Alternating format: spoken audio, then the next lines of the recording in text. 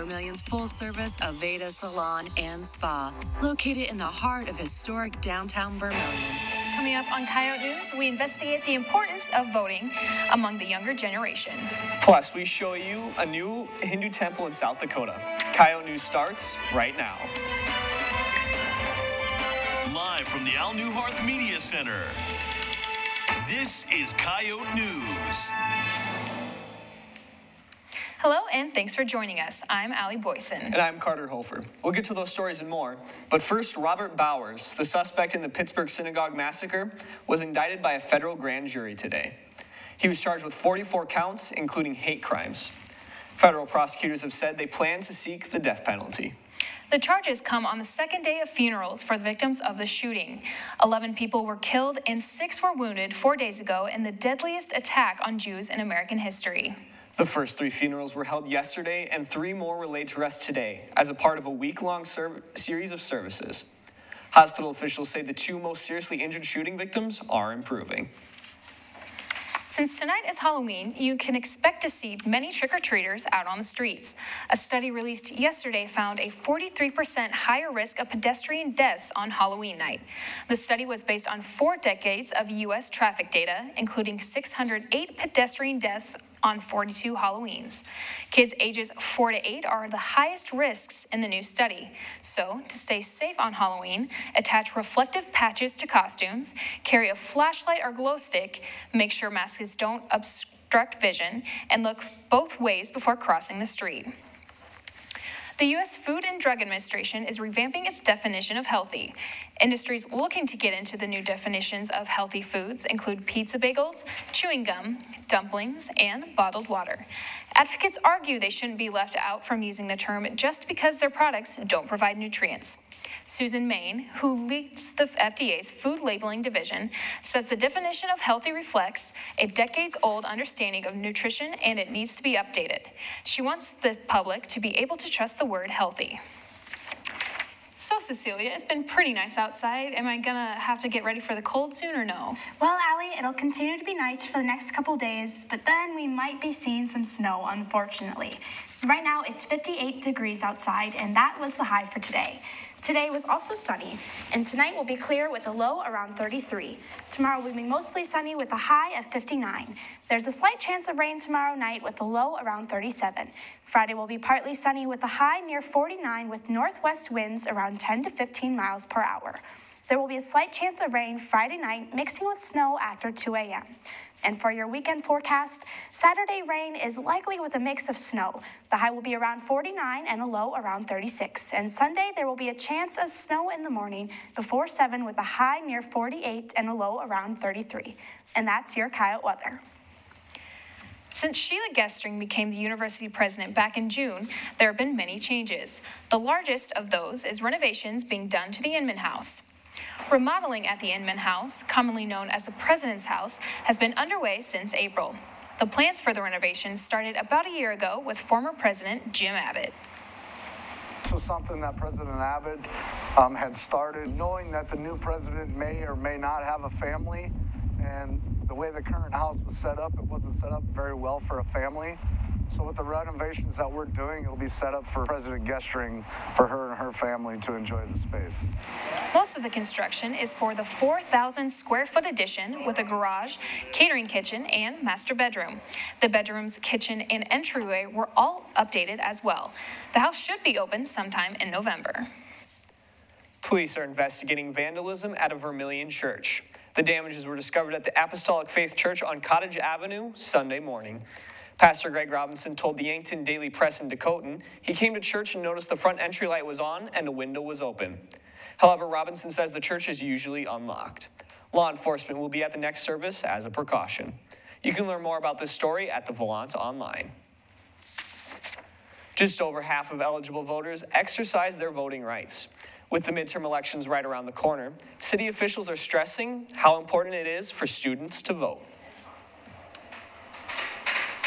I think the younger generation should just realize that truly their votes do count and they do make a difference. In the June primary, our election was combined with the city of Vermilion, and we had a city alderman race that was a dead tie.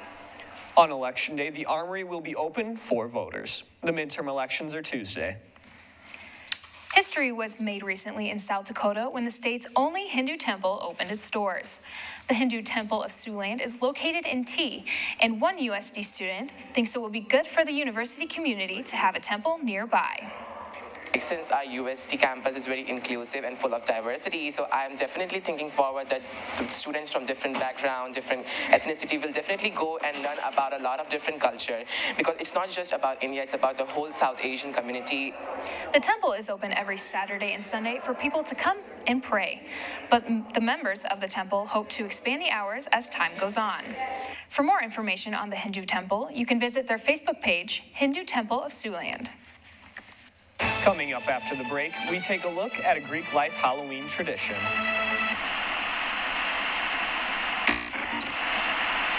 We can't talk about it. I don't want to talk about it. No, never mind. That's too bad. I'm not going to tread those waters. Wait, something that's too bad for dysfunctional? You're listening to Dysfunctional on KAOR 91.1. All right. Thank you. Thank you very much.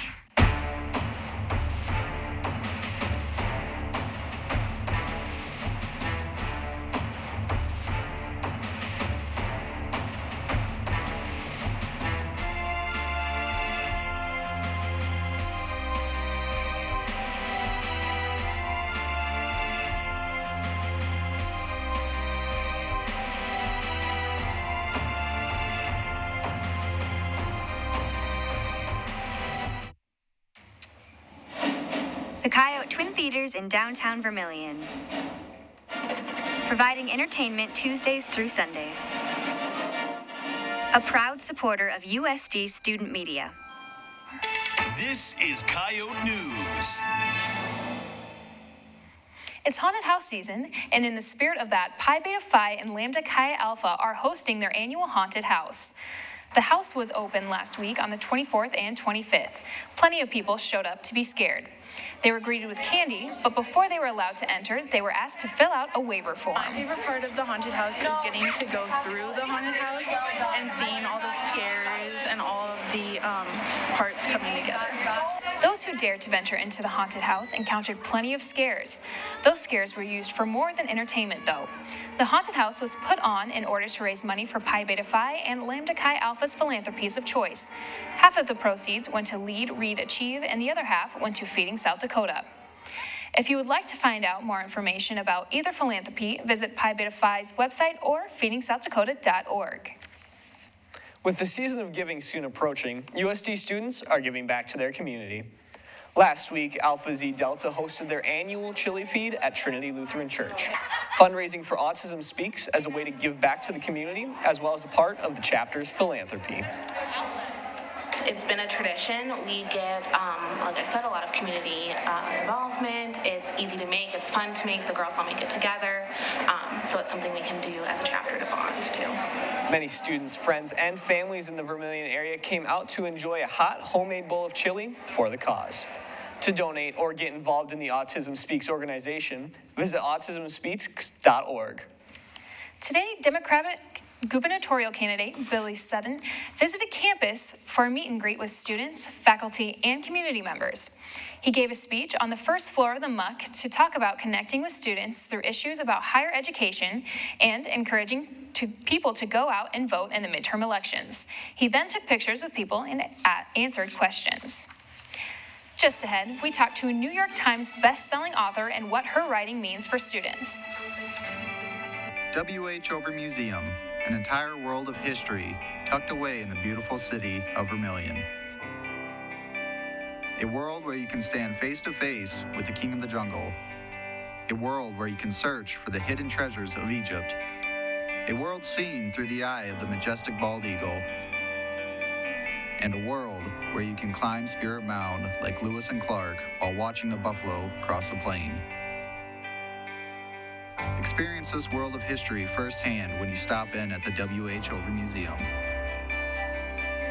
Come in today and learn more about what your world has to offer.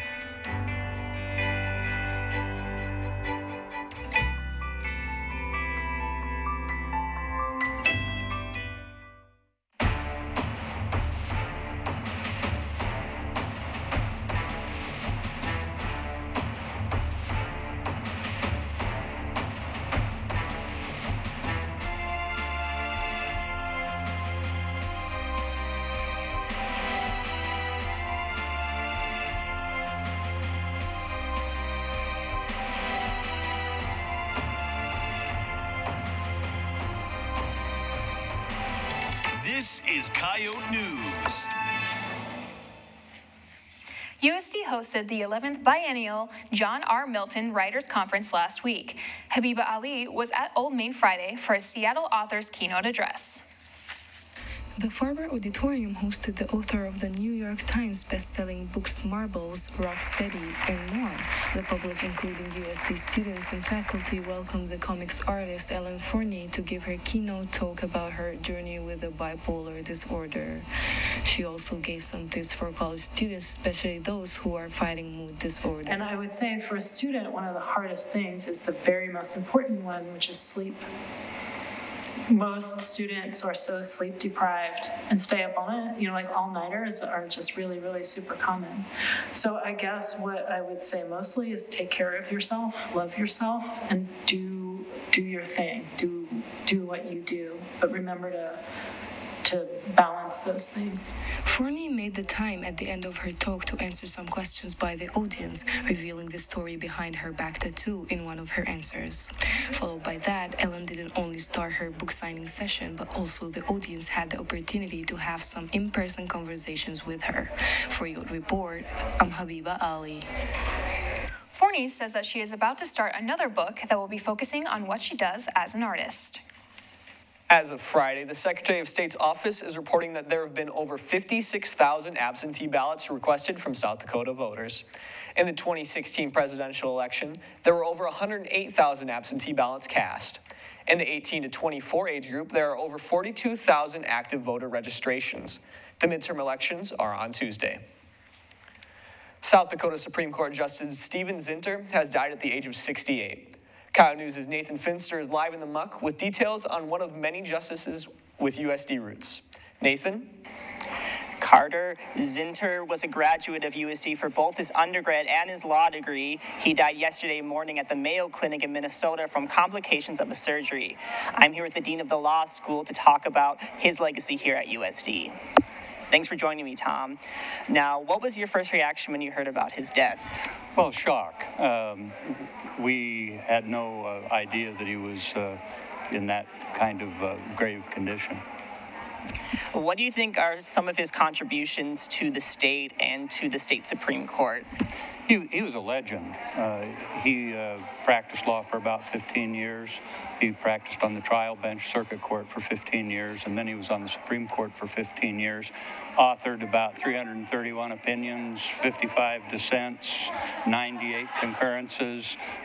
His reach, his jurisprudence will reach well into the future. And what do you think he's going to be remembered most for by people? I think he'll be remembered as being thoughtful and humble, but having a passion for fairness. He exuded fairness and interest in people as people. All right, thank you, Tom. Governor Dennis Ducard issued all flags in the state to be flown at half-mast. Live in the muck, Nathan Finster, Coyote News. Thanks, Nathan. And now Cooper's here with sports. Cooper, the football team took another hard hit this weekend. That's right, Allie. We'll have the highlights of that game and more next in sports.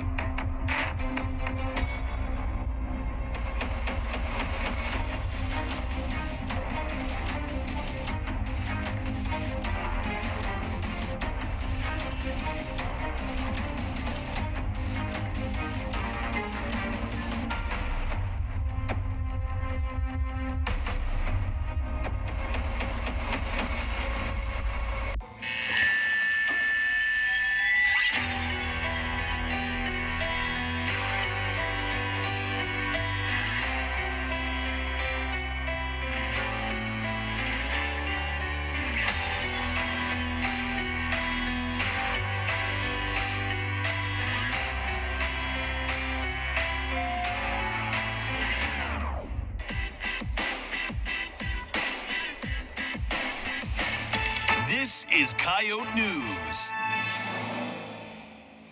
Welcome back. I'm Cooper Seamer. And I'm Cecilia Gillen.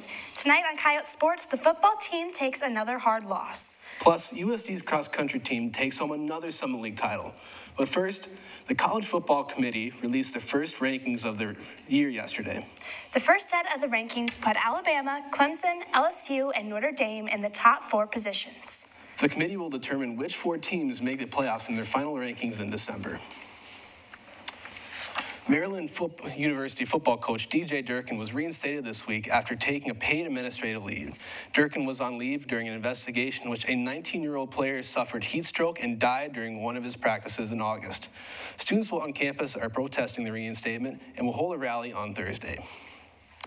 The Boston Red Sox won the World Series in the 5th game of the championship series on Sunday. Boston was one of the first 2 games of the series, but couldn't finish in the sweep, dropping with Game 3.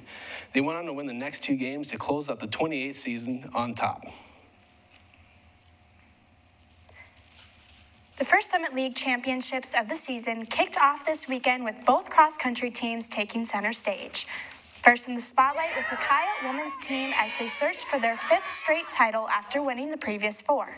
The Coyotes were again led by Megan Billington as she cruised to a 4th place finish, followed closely behind by Madeline Huglin in 7th. Both finishes were just enough to earn the Coyotes first place by 1 point over North Dakota State. Billington and Huglin both earned first team honors for their performances in the championships. Moving to the men's race for the podium, the Coyotes aim to make history as well. As a team, the Yotes pushed to a 3rd place finish behind South Dakota State and North Dakota State, respectively.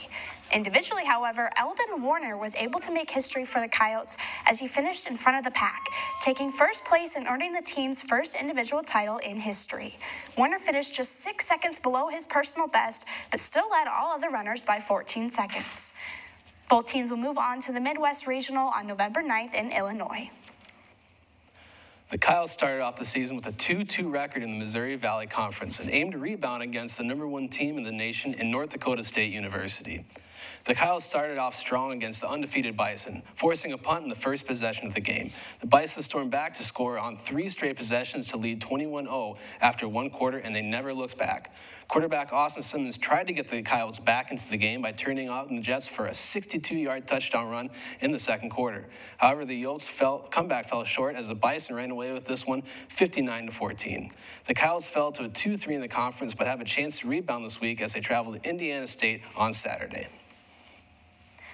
The men's basketball team kicked off their season in an exhibition match with Dakota Wesleyan last night. The Coyotes came out sluggish in the first half, falling short at the end of the first 31-33. Despite the slow start, it turned out to be a tale of 2 halves, as the Coyotes posted 46 points in the second half to earn their first win, 77-61. New head coach Todd Lee and senior point guard Tristan Simpson spoke about the team's comeback effort following the season opener. Settled in the first half, and I also thought we missed some chippies that, we shouldn't miss. So we got to do a better job of sticking with the offense, staying in it, and passing up a good shot and getting a great shot. And we didn't do that early. When we got in the locker room at halftime, we told the guys, like there's no need to panic. We were down 2, but we knew what we needed to do to be better in the second half, and that was defend and rebound, and we did those things. The Coyotes hit the road for a long weekend of 3 Summit League matchups. The first stop on the road trip was Western Illinois. The Coyotes got ahead early and often over the winless Leathernecks, and there was no looking back. Senior leader Haley Dotseth paved the way for the Yotes with 15 kills and are out to a 3-0 sweep. Back on the road with momentum, the Coyotes traveled to Fort Wayne for the next matchup of the weekend. However, it was the same story in a different game, as the Yotes showed complete dominance in another road sweep. Moving to the heavyweight matchup, the Coyotes made their final stop of the road trip, taking on league-leading Denver. Despite losing at home just 3 sets earlier in the season, the Yotes pushed the Pioneers to a 5th tie-breaking set in this one. After getting ahead 11-5 in the final set, the Coyotes blew the set lead and ultimately took the loss to the Pioneers. The next matchup will be in Omaha on Sunday. Coming up, we ask students what their favorite Halloween tradition is. Their answers next.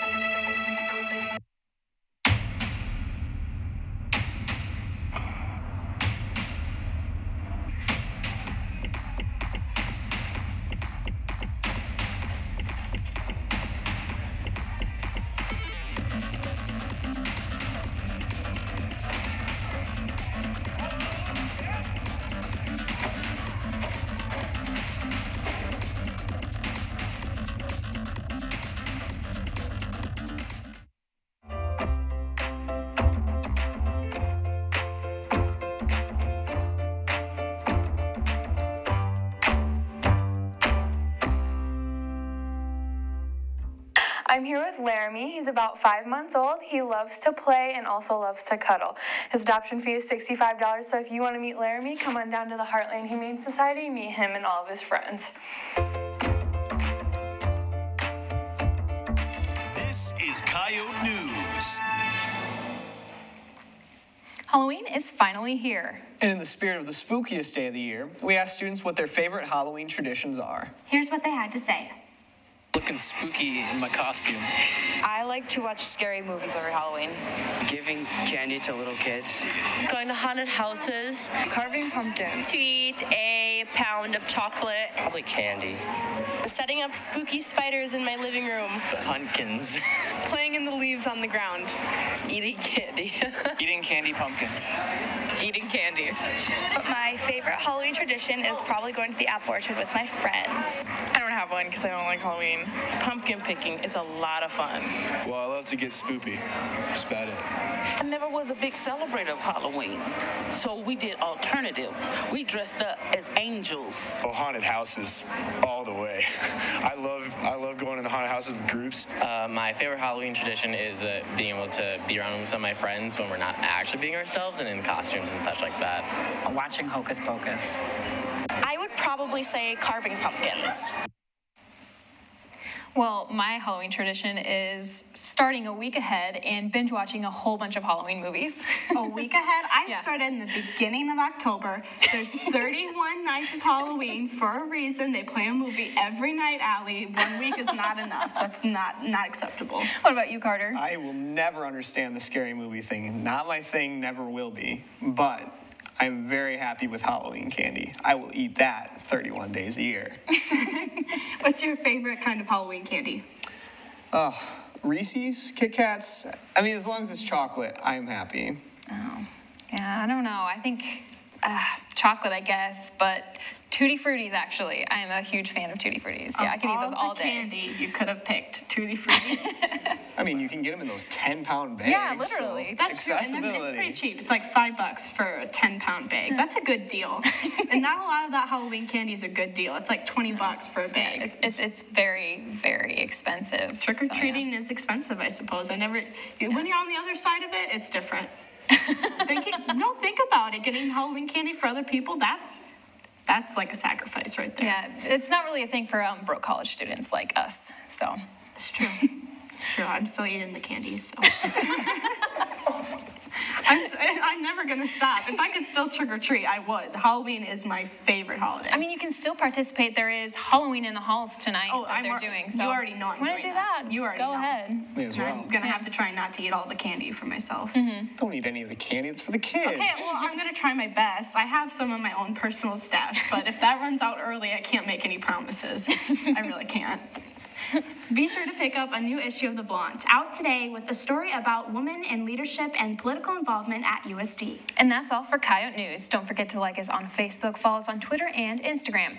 And don't forget to catch the live stream of the College of Republicans and College of Democrats debate tomorrow night at 7 on the Cross Media Council Facebook page. And be sure to watch and listen for Coyote News daily updates throughout the week on KAOR and the Coyote News social media pages. Thank you and have a great night.